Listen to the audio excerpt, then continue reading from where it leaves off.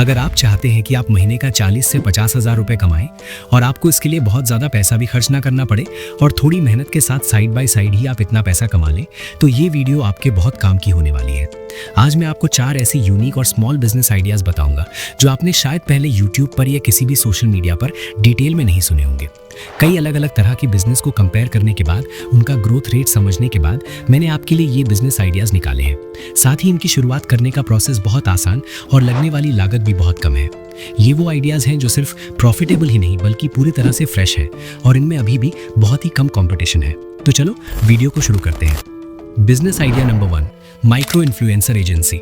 सोच कर देखो, आज हर ब्रांड, कैफे या कोई नया स्टार्टअप हो, वो लोगों तक पहुंचना चाहता है। लेकिन अब जमाना बदल चुका है। पहले लोग बड़े बड़े सेलिब्रिटी को करोड़ों देकर ऐड करवाते थे। अब ब्रांड्स को पता चल गया है कि छोटे छोटे क्रिएटर्स, जिन्हें हम माइक्रो इन्फ्लुएंसर्स कहते हैं, लोगों पर ज्यादा असर डालते हैं। क्यों?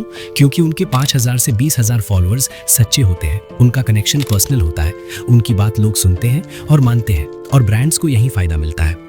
आपका काम होगा इन छोटे छोटे क्रिएटर्स को एक जगह लाना और ब्रांड्स को उनसे कनेक्ट करना। मतलब आप दोनों के बीच पुल का काम करोगे। ब्रांड को क्रिएटर चाहिए, क्रिएटर्स को डील चाहिए, आप ये मैच करवाओ और बीच का कमीशन अपनी जेब में डालो। और ये बहुत लो इन्वेस्टमेंट बिजनेस है। इसे आप सिर्फ 50 से 60 हजार में चालू कर सकते हैं। शुरुआत के लिए जरूरत है एक लैपटॉप या कंप्यूटर, थोड़ा सा सोशल मीडिया का ज्ञान और नेटवर्किंग की आदत। इंस्टाग्राम पर छोटे क्रिएटर्स से कनेक्ट करो, यूट्यूब पर छोटे क्रिएटर्स को ईमेल करो, फिर व्हाट्सएप ग्रुप बनाओ, सबको उस पर ऐड करो, फिर ऑनलाइन ही ब्रांड्स या छोटे स्टार्टअप से बात करो। उन्हें बताओ कि आप उनके प्रोडक्ट्स को माइक्रो इन्फ्लुएंसर्स के जरिए प्रमोट कर सकते हो और इसमें उनका बहुत कम खर्च आएगा। अब बताता हूँ कमाई कैसे होगी। मान लो एक ब्रांड एक कैंपेन के लिए 8,000 रुपए देता है। आपने 5 माइक्रो इन्फ्लुएंसर को जोड़ा, उन्हें 6,000 दे दिए, बाकी 2,000 आपका कमीशन होगा। ये एक ऐसा बिजनेस है जिसमें अनलिमिटेड ग्रोथ है। अगर इसे आप पूरी शिद्दत के साथ करते हो तो आप इसे करोड़ों की वैल्यूएशन तक पहुंचा सकते हो। बस शुरुआत में थोड़ा ज्यादा मेहनत करना पड़ेगा, ब्रांड का ट्रस्ट जीतना पड़ेगा। शुरुआत में कम प्रॉफिट होगा, लेकिन धीरे धीरे जब आपका बिजनेस बड़ा होगा, ये छोटा छोटा कमीशन लाखों में बदल जाएगा, क्योंकि आपके पास बहुत ज्यादा क्लाइंट्स होंगे, बहुत ज्यादा इन्फ्लुएंसर्स होंगे।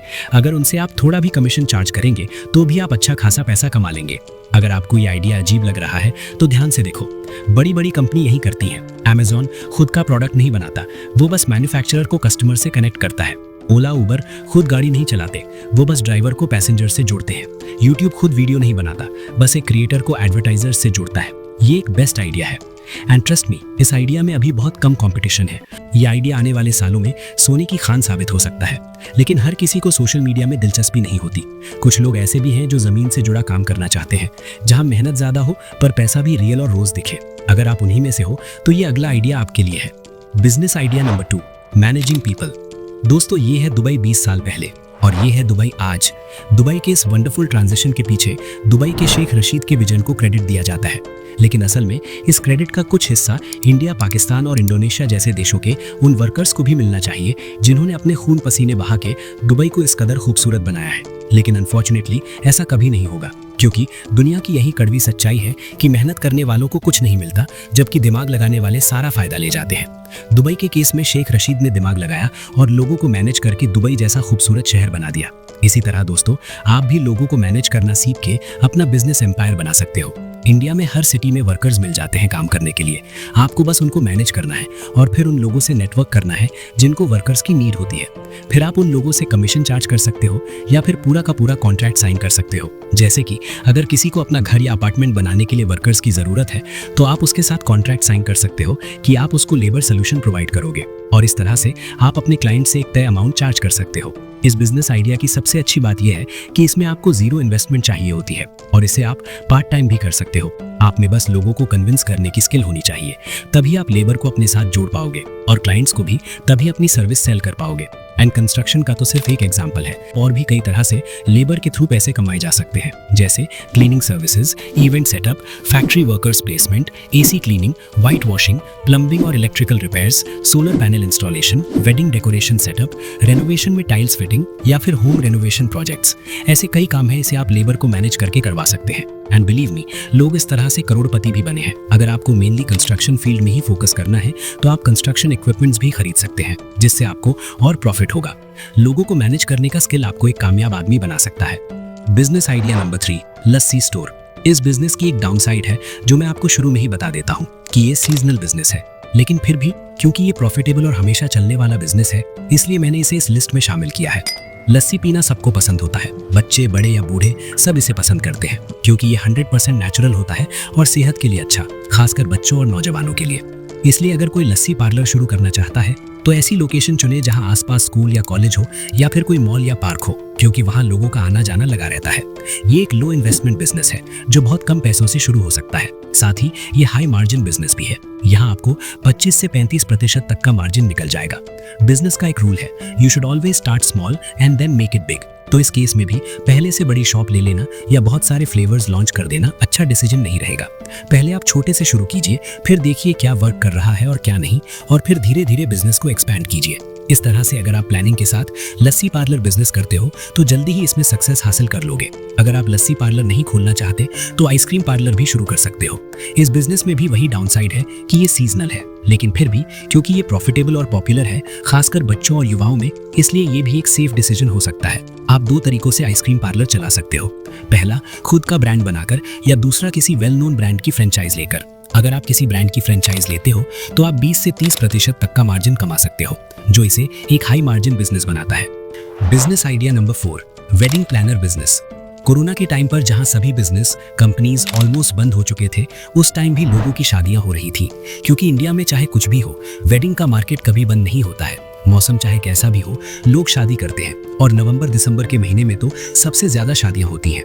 आज के टाइम में Indian wedding industry 1 lakh crore की इंडस्ट्री बन गई है, जो 25 से 30% की रेट से हर महीने ग्रो कर रही है। एवरेज इंडियन वेडिंग में 15 लाख से 5 करोड़ का खर्च तो होता ही है। इंडिया में रहने वाला हर आदमी अपनी शादी में अपनी टोटल वेल्थ का 35 से 40% पैसा स्पेंड करता है। ऐसे में अगर आप वेडिंग प्लानिंग का काम शुरू करते हैं और लोगों के लिए उनका वेडिंग प्लान करते हैं तो आप बहुत ही मोटा पैसा कमा सकते हैं। बस इसके लिए आप में वेडिंग प्लानिंग की स्किल होनी चाहिए, और अगर आपको इसका कोई खास एक्सपीरियंस नहीं है लेकिन आपको ये करना है तो आप 10-12 महीने किसी वेडिंग प्लानर के पास काम कर सकते हैं। इससे आपको इस फील्ड की अच्छी खासी नॉलेज हो जाएगी और फिर आप आसानी से अपना वेडिंग प्लानर का बिजनेस खोल सकते हैं। इस बिजनेस में आपको कम से कम 10 से 12% का कमीशन मिलना तय है। अब मान लो आप किसी का वेडिंग प्लान कर रहे हैं जिसकी टोटल कॉस्ट 20 लाख है, तो ऐसे में आपके काम के लिए आपको टोटल वेडिंग कॉस्ट का 10% यानी 2 लाख रुपए तो मिल ही जाएंगे। एंड मान लो अगर आपको कहीं से डेस्टिनेशन वेडिंग प्लान करने का ऑफर मिल गया तो इसमें वेडिंग कॉस्ट और भी ज्यादा होगी। और अच्छी बात यह है कि ऐसी शादी में आपको 20 से 30% भी कमीशन मिल सकता है। ऐसा नहीं है कि सिर्फ वेडिंग प्लान करके ही आप पैसे कमा सकते हैं, क्योंकि आजकल शादियों में शादी से पहले भी बहुत सी चीजें होती हैं, जैसे pre wedding shoot, bachelors party etcetera. तो अगर आपकी नेटवर्किंग अच्छी है और आप ऐसे लोगों को जानते हैं जो इस तरह के काम हैंडल करते हैं, तो आप अपने क्लाइंट को ये चीजें करने का भी ऑफर दे सकते हैं और ज्यादा पैसा कमा सकते हैं। अब देखो, ये बिजनेस ऐसा नहीं है कि इसे शुरू करने के लिए आपके पैसे नहीं लगेंगे। आपको स्टार्टिंग में थोड़ा बहुत कैपिटल तो इन्वेस्ट करना ही पड़ेगा। आजकल तो लोग वेडिंग प्लानिंग सीखने के लिए भी कोर्स करते हैं। ऐसे में अगर आप भी किसी एक्सपर्ट की तरह ये बिजनेस शुरू करना चाहते हैं तो इस लाइन में घुसने से पहले आप प्रॉपर ट्रेनिंग ले सकते हैं, क्योंकि इस तरह के कोर्स में आपको वेडिंग प्लानिंग करना तो सिखाया जाता ही है, पर साथ ही कुछ टाइम आपको इंटर्नशिप में भी रखा जाता है। इससे आपका नेटवर्क स्ट्रांग होता है और आपके क्लाइंट्स के नंबर्स भी बढ़ते हैं। इस तरह के बिजनेस में नेटवर्क बहुत काम आता है। अब सवाल ये उठता है कि क्या ये बिजनेस आपके लिए है? तो हाँ, अगर आपको वेडिंग प्लानिंग पसंद है और आप एक मोटा अमाउंट इसमें इन्वेस्ट कर सकते हो तो हाँ, ये आपके लिए एक बेस्ट आइडिया है। फाइनली दोस्तों, इन चारों बिजनेस में आपको सक्सेसफुल बनाने का काफी पोटेंशियल है, लेकिन ट्रस्ट मी, चाहे कोई बिजनेस आइडिया कितना भी परफेक्ट क्यों ना हो, आपकी सक्सेस आइडिया से ज्यादा आपकी एग्जीक्यूशन पर डिपेंड करेगी। इसलिए सबसे पहले खुद की लर्निंग पर फोकस करो। जो भी बिजनेस शुरू करना चाहते हो उस पर पूरी रिसर्च करो, फिर मैनेजेबल रिस्क लेते हुए समझदारी से बिजनेस शुरू करो, तो आप एक दिन जरूर सक्सेसफुल बनोगे। अगर आपने इसका पिछला पार्ट नहीं देखा तो मेरे लेफ्ट में क्लिक करके देख सकते हो। उसमें मैंने कुछ और एवरग्रीन बिजनेस आइडियाज शेयर किए हैं जो कभी आउट ऑफ ट्रेंड नहीं होंगे।